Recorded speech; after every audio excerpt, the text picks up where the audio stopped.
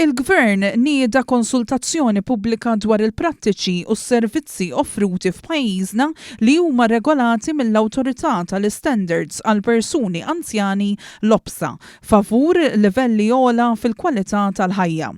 Il-konsultazzjoni titratta tliet toqsma prinċipali li huma s-servizzi residenzjali lill-anzjani bi ħtiġijiet ta' kura kronika, dawk għal persuni bid-dimensja u ċ-ċentri għal kura ta' matul il-jum. Waqt konferenza tal-aħbarijiet fejn tħabbret il-konsultazzjoni pubblika ingħad li lan wara dan kollu u biex tiqpa' titjieb il-kura tul il-ħajja kif anke u stabbilit mill-Viżjoni Malta 2050. Il-Ministru għas-Saħħa u l-Anzjanità Attiva Joe Etienne Bela ħeġġeġ lill-stakeholders raba u anzjani infushom biex jipparteċipaw b'mod attiv billi waslu ħsibijiet tagħhom fis-sit konsultazzjonipublika.gov.mt sal-5 ta' Mejju li ġej. Dan huwa l-qofol ta' l-operat ta' l-OPSA, l-awtorità li tieħu ħsieb l-standards f'dak kollu li għandu x'jaqsam mal-anzjanità f'pajjiżna f'Malta Għawdex.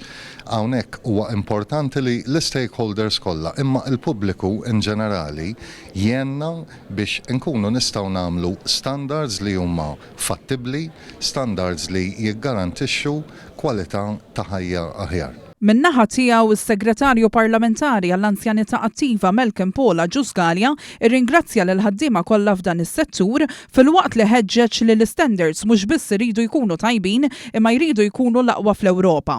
U stqar li l-Gvern hu impenjat li jżomm dawn is-servizzi fl-aqwa livell u diġà qed jinvesti ħafna, inkluż bix-xogħol estensiv fir-Residenza San Vincenz de Paul fejn qed tingħata kura speċjalizzata kif jixduh l-anzjani rabathom stess. Il-qasam tal-anzjanità f'Malta hija dejjem jikber, huwa settur li qed jikber ħafna minn kwalinkwa aspett, kemm id-djar tal-anzjani, kemm is-servizzi li qegħdin nagħtu fil-komunitajiet u anke dawk is-servizzi li qegħdin jagħtu wkoll ġewwa San Vincenz li fil-fatt kulħadd jista' jgħid kemm qegħdin jikbru dejjem jissaħħu.